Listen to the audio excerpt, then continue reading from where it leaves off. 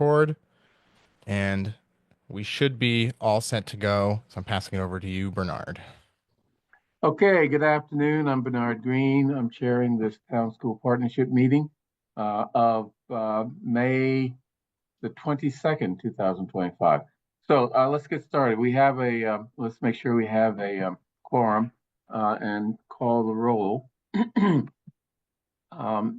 Charlie, do you mind doing that? I don't really have a good picture of who's on. Yeah, I can do that. Are we doing the minutes? Is that what No, you're, no, no. Call oh, roll roll. call. Yeah. Sure. We'll start with, the advisory committee members that are here. So, Cliff Brown. Here. Okay. And Dennis is not here. Harry, are you here able to participate in his stead? Yes, I'm participating in his stead until he shows up or unless he can't make it at all. Thank you. Mariah Obrega? Sorry, this is just that we're here. Yeah, Yeah. taking Okay. roll. Yeah, it's not Very on good. it's not on the agenda, but we're taking roll. Yeah, we're supposed to do it this way, so I'm sorry that it's a pain in the neck. And then Valerie Freese. Here. Thank you. And then we don't have, I guess we could say Michael Salmon. I'm here, but recognizing that I should not be Non-voting voting on member. Thank you. substance. And Yes. and Chair Green. Here. Thank you. Okay, first item is the minutes of 4/28/25. Does anyone have any edits to those minutes for corrections? Clarifications? Hearing none, I move approval of the minutes of April 28th, 2025. All in favor, please indicate by saying aye. Cliff Brown? Oh, you wanted Sure. Go ahead, Bernard. Sorry. I wrote down the name, so Thank you. So I didn't mean to take your thunder there. Steal your thunder. Cliff Brown, Aye. Harry Friedman, Abstain. okay, Mariah Nebrega. Mariah, Abstain, I wasn't present. okay, Valerie Frias, Abstain. I also wasn't present. and Chair voted yes.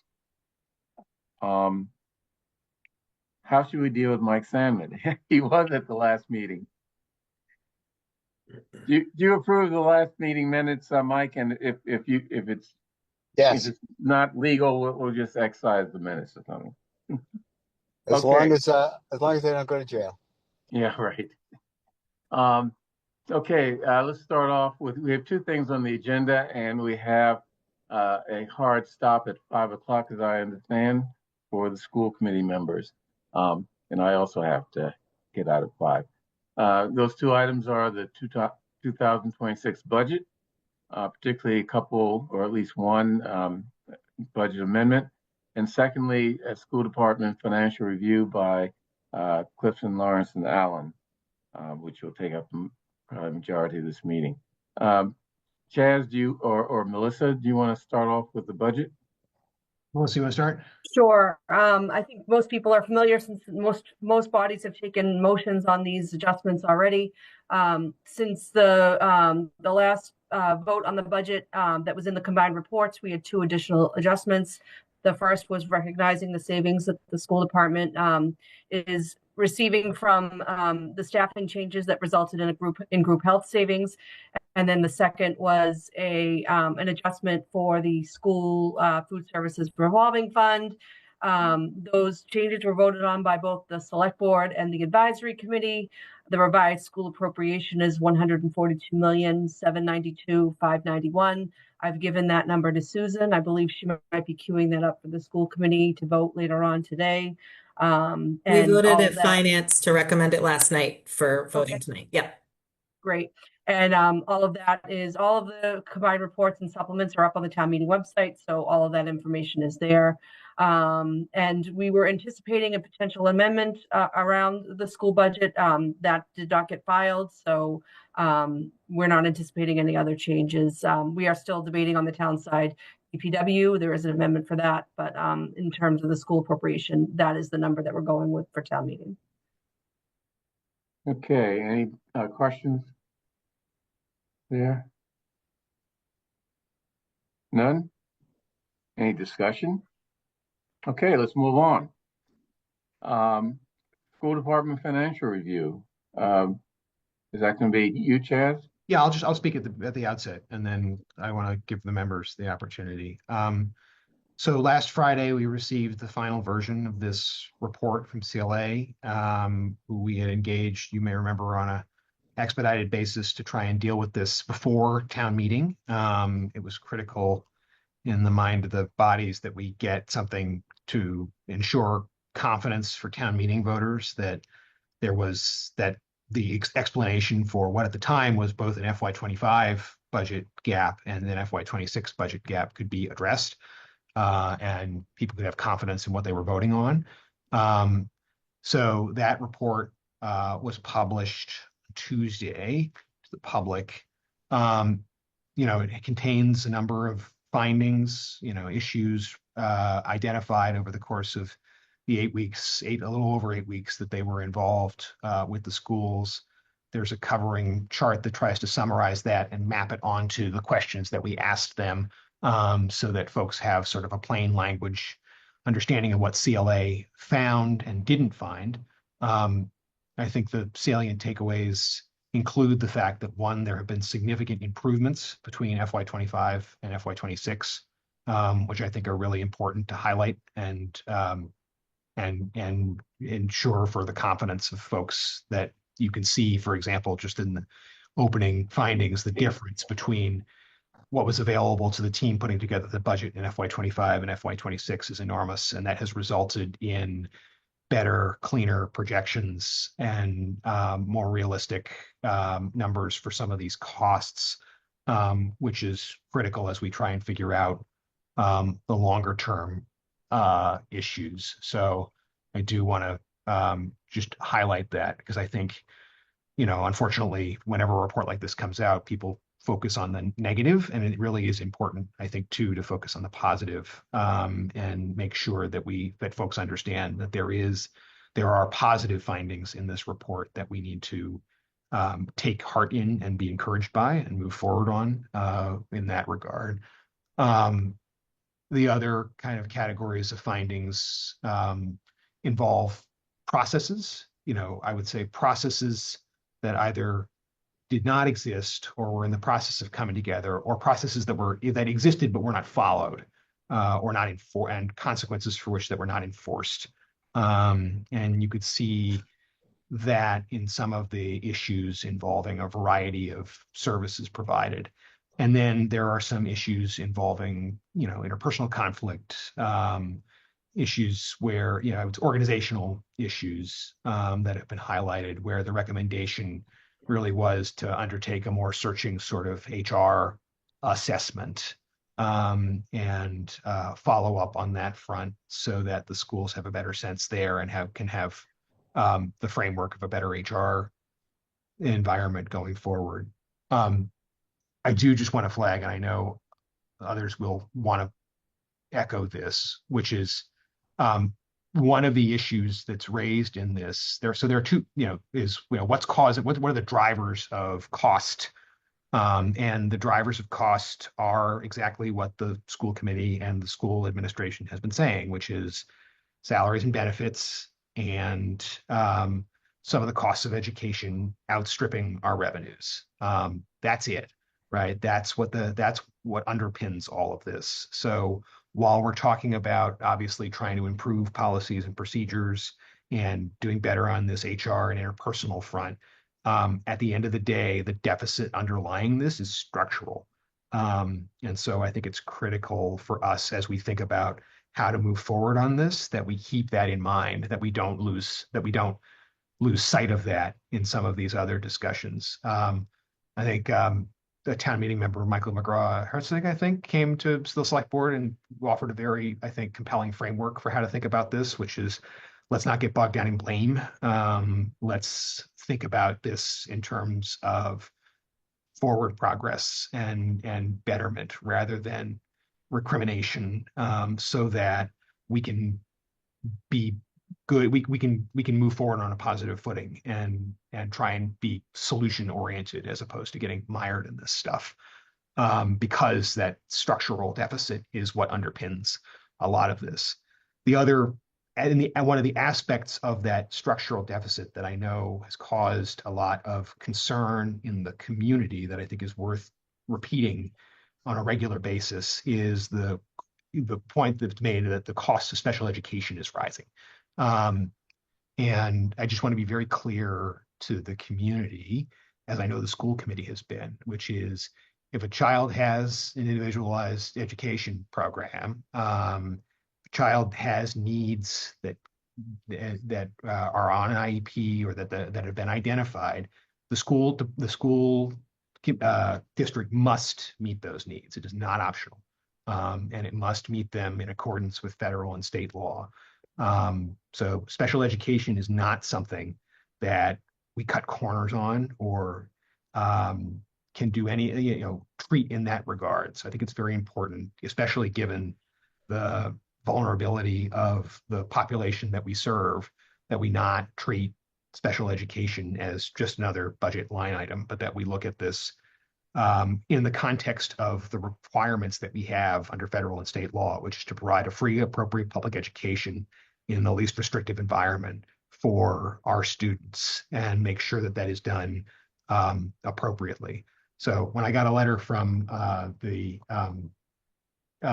co-chairs of Brookline CPAC, which I think was very helpful, talking about, how the framing of these issues, I think it's just important that we continue to focus on that. The mandates are that we provide these educational services as soon as possible without delay. All of that is true. What we can't do is provide these services without Cori checks, right? That's the tension that this report identifies.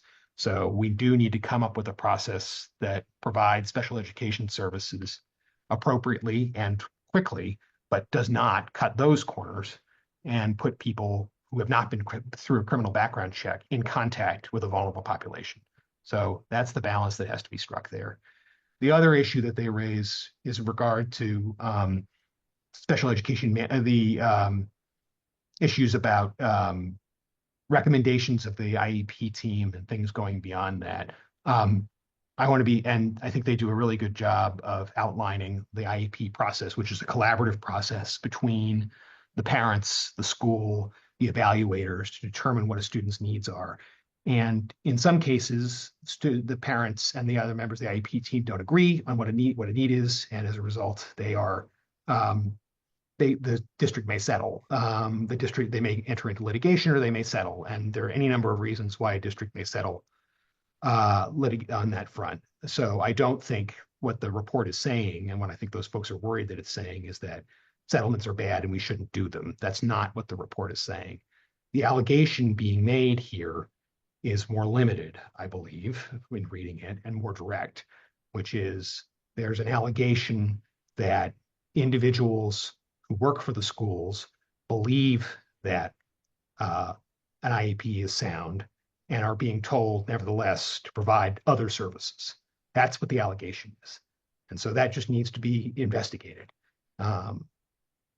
So it's not an indictment of services, nor is it an indictment of settlements. So I think that it was what needs to be investigated in that regard. So those are the issues that were identified in this letter. I want to thank the folks who put it together, because I think it is very important to not leap to conclusions on special education issues, which are very significant and require us to provide free and appropriate public education.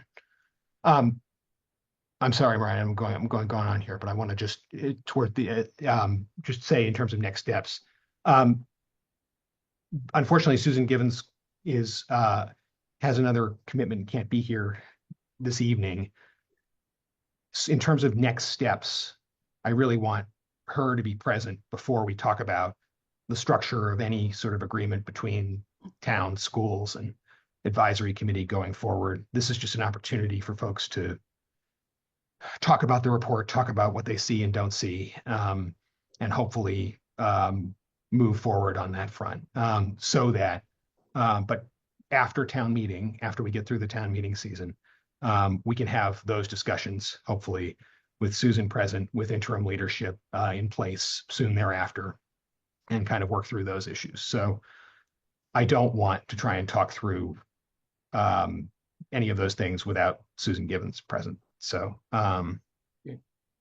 Before we go to Mariah, I noticed that the email from CPAC, understandably, was not sent to the advisory committee. So I'll forward that, or can you forward that to the advisory committee members, Chess? sure. Okay. It was sent to Sam Mintz, but not to the advisory committee, whatever that means. Anyway, I'm sorry. Mariah?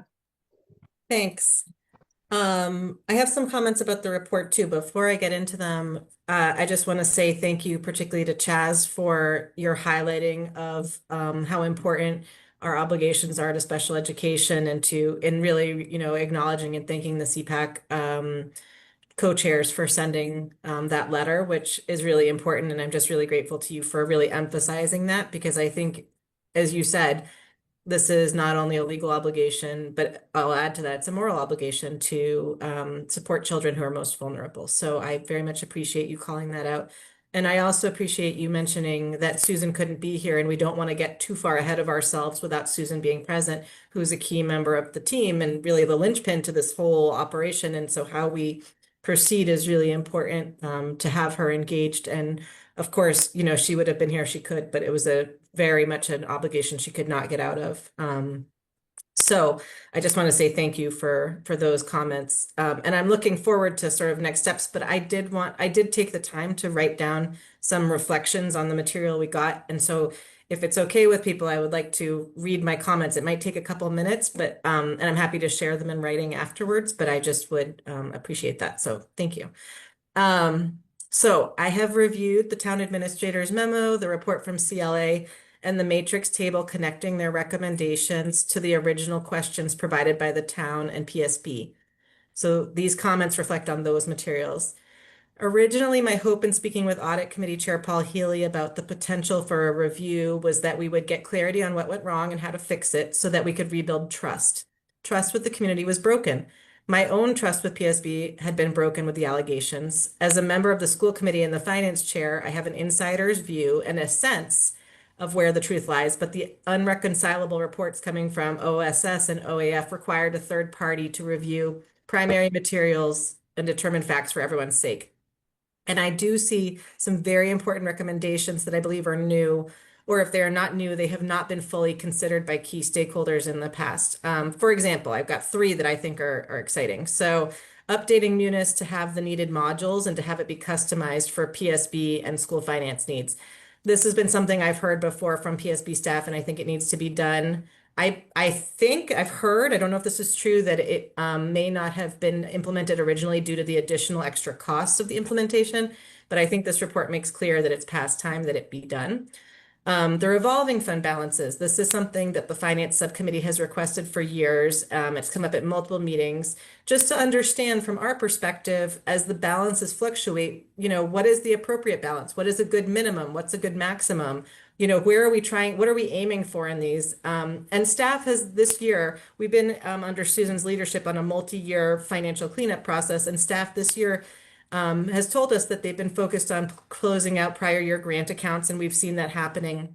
But they've also told us that the work around revolving funds would happen for us in the near future, because it is important to manage those accounts closely. A new recommendation, at least to me, was to have implications for not following policies. For example, the report recommends having cybersecurity training be a mandatory condition of employment, and I believe it's not currently a mandatory condition. I could be wrong. I know we have a policy on confidentiality, but again, I'm not sure it's a condition of employment to adhere to it. I don't know what the consequences are for not adhering. And I think there could have been greater internal controls, and what could have happened could have been eradicated more quickly if there were true consequences as suggested. I think the execution is less simple than it might appear from the report, but nonetheless, I think it's a great step in the right direction. So I think these are great benefits, but I also have some concerns that I'm just going to articulate. First, the report does not answer some of the key questions that were asked. For example, in response to, I believe this was maybe Mike Sandman who suggested this question, how do PSB's financial or management practices compare to best practices for Massachusetts school districts. If PSB practices depart from these best practices, what recommendations would you make to correct them? And the answer was, answers to this question and the recommendations for resolving it are contained in the responses to the other 6 questions. That's not an answer to the question. We didn't hear the best practices for Massachusetts school districts, and I think we need to understand the actual answer to the question. In response to, are there material expenditures that were inappropriately or inaccurately charged to a particular PSB office during FY 24 or 25 that should have been charged to a different office or department's budget? And if so, were such charges the result of error, intention, or policies or procedures governing allocation of costs across units? The answer was a disagreement on whether certain expenses were eligible for a recurring federal grant resulted in a delay in receiving that grant and ran the risk of losing it altogether. That does not answer the question. And as I've said at a prior TSP meeting, the question was specifically articulated because the former deputy for OSS, in a response to a question from me and in my school committee role about the year-on-year growth on special education costs, she alleged that OAF were charging other expenses to OSS accounts. So the question was not answered, and we need to get the answer to this question. And I think Brookline deserves the questions to all of the answers to all of the questions that were laid out. Second, I think we would have gotten better answers and probably an overall better report if, as I understand, PSB staff had requested, they had been given the opportunity to correct factual issues. I'll just give one example. My understanding is that the $1.1 million quote unquote Excel error was not an error, but it was tracked elsewhere in the spreadsheet. But that seems to have persisted into the final report. So allowing, if there's other factual errors in that one to persist, it actually breaks down trust with the community and trust with the staff and the board members who participated in this process. So I think that we really need to be able to close that loop. Third, I think we could have gotten a tighter report if we can have a little bit of some back and forth. So for example, some questions I have 3.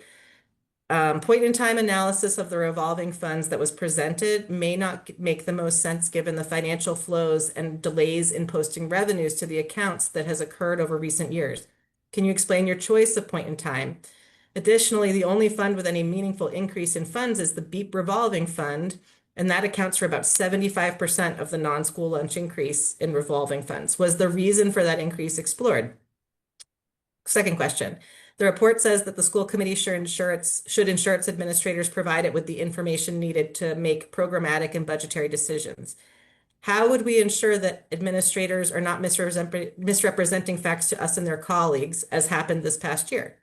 Third, the report includes, and this is a quote, allegations that special education services were given to students beyond what the data or the student's IEP required due to management or governance intervention. Were those allegations substantiated? So I would like to request, and possibly this is part of the process you've alluded to, Chaz, that we have opportunity to meet with CLA or to submit follow-up questions for response from members of this body and from other key stakeholders. Fourth, and I'm getting close to the end, I apologize for how long this is, but I had a lot of thoughts. Fourth, I also think it's unfortunate that it was not explicitly stated that the primary cause of the PSB issues apparently stems from the former OSS deputy not following internal controls and apparently directing her office to do the same. This is alluded to but not clearly stated. For example, the report says that the OAF deputy did not sign the contracts. It is not made clear why. My understanding is it's not because she did not choose to sign, it's because her signature block was removed from the contract and then the contract was sent out with one signature. And this was from OSS. The report says, we recommended that there be a designated senior management level employee responsible for overseeing the enforcement of this policy and taking disciplinary action when necessary. It's left unsaid that the former deputy was responsible for this and they themselves subverted the policy. The report says, while there are documented internal control policies addressing the above finding, they were not followed by previous employees. It's not said that those employees are not in OAF, and under new leadership, OSS is now following these protocols. And the report says that since this information regarding settlements was not included in reports being provided to school committee, they did not have all the information needed to make the best informed decision. But it doesn't say that the former deputy of OSS provided incorrect information and overrode correct information being provided to us. I'm almost done. So these are just a few examples of not naming the problem, which was a senior manager who is not performing her responsibility to the district in critical and devastating ways. And last, I'm also concerned about allegations being included in the report alongside facts. I asked an earlier question about the allegations that services were provided to students. And I'm not going to read that whole quote again, but if those are not substantiated, then this report is perpetuating a cycle of unsubstantiated allegations that got us here to this low trust environment in the first place.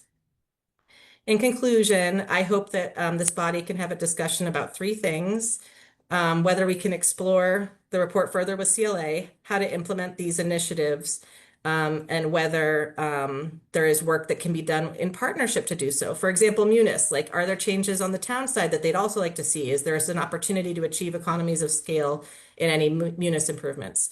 The whistleblower hotline, should it be established for both town and school, given that the town has also had some issues in the past that might have benefited from such a resource? And where would the funds for these types of improvements or modifications come from? So thank you for listening to this long talk, but I just wanted to get those thoughts out, and I really do hope that we can work together to address some of the concerns and the opportunities that I've raised here. Okay, thank you, Mariah. Thank Make sure you. that you circulate that to the committee of TSP. Harry? Thank you, Bernard. So I have a question and a comment. My question is, what exactly is CPAC, the sender of a letter that none of us on advisory got? Well, I mean, well, Mariah, why don't you explain what CPAC Sure, is? I mean, CPAC is it's the a school special organization. Wait, hold on. School organization, and it wouldn't be within their sort of understanding to send it to the advisory committee. I mean, I'm not criticizing. I'm just for those of us on advisory who are sitting in the audience going, what is that? I'm just looking for an answer. So it's the Special Education Parent Advisory Committee. It's a body that's established by Massachusetts law to advise the district on special education concerns. Thank you. Yep. So my comment is, I thought overall the report was good. I thought it brought up a number of issues that needed raising, and I thought they did a good job. I think that's with the caveat that it's not a be-all and end-all report. We didn't pay them for a be-all and end-all report, and we didn't give them enough time for a be-all and end-all report. I think what they did do was good, although I recognize the critiques that Mariah made and think they're legit. There were areas where I had wished that the CLA people had gone into greater depth. One of them, I think, is on sort of watchdogs over all the processes they mentioned. You know, how should watchdogs or others have reacted? And you know, are there guardrails? I think they could have gone into that a little bit more, and I wish they had. But from my perspective, the team at CLA that worked with them, with whom I met a number of times, seemed to be on top of their game. And again, I think given the time and given how much we monetarily invested in this, I thought it was overall a good report. Thank you. great. Yeah, and I think maybe Chad said that, you know, this is at least a starting point. Didn't expect to, you know, get a final. And yes, I think to Mariah's question, after town meeting, we're happy to invite CLA back. You know, as part of this, we signed, you know, as with any consulting firm, right? You sign a master scope and then you sign a specific scope of work for this project. Their work on this project has concluded, but we can definitely talk with them about what follow-ons look like and how we might want to engage either them or someone else. I think to both Harry and Mariah's points about, you know, identifying the source of the problems, I think because it's an accounting firm and not a human resources firm, they shied away from that. You may recall that North Andover actually conducted two reports. They conducted a report on the finances and they conducted a report on the people. And they had those separated out for a reason and did them with different folks. Our concern for time was that we wanted to get, again, something before the FY26 budget. And really at the time, thinking that we were in trouble for FY25 and we would need to make cuts in advance of town meeting. which is why we ultimately decided to try and go with one report. And I think you see that here with CLA saying, an HR, an analysis that's more focused on human resources and the issues that Mariah raised is necessary and something that we can discuss further. But yes, I will certainly invite them back. Okay, thanks. Paul? So I share Harry's reaction that I thought the report was, given the time constraints involved, a good report. And I saw three things that came out of it that, or confirmed three things. One was a need for more clarity around what the norms and standards are for process and best practices, which should be relatively easy to implement. The second being this question about the cultural problems within the school, the administration, and that's something that I think is going to take quite some time to fix. Actually, I don't think it's going to be an easy change, and I think that from our discussions with CLA, it seemed like that had gone on for a while. It wasn't like this was just a 1 or 2 year thing, and it actually may have predated some of the people that are there now or have just recently left. And then the last thing, which Chaz referred to, was the structural problem for the school, and that with salaries and salaries, benefits, special education costs going up, where's that gap going to come from? And that strikes me as being a pretty significant and substantial problem that needs to get resolved, and maybe is also a longer term issue.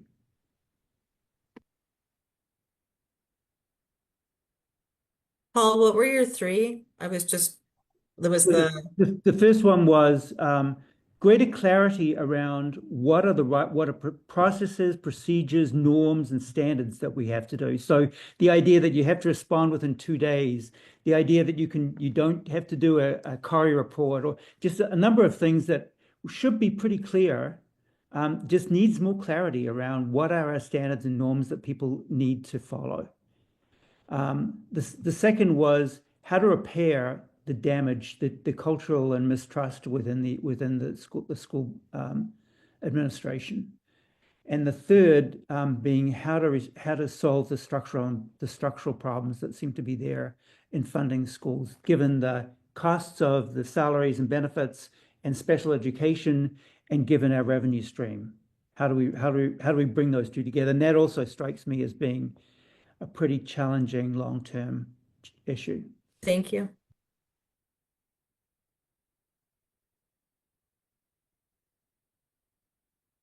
Any further discussion? It's only 4:37.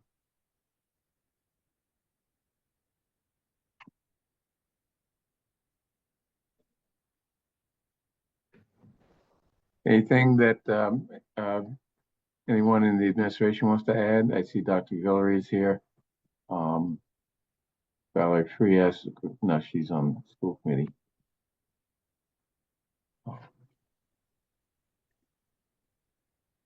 No. Thanks, Bernard, for the invite. Just again, want to thank CLA as well as the district staff for their participation and engagement, as well as the improvements, as Chaz noted, that have already been underway, and that the group is committed to long-term and systemic improvement. So thank you all for your participation and support as well. Thank you.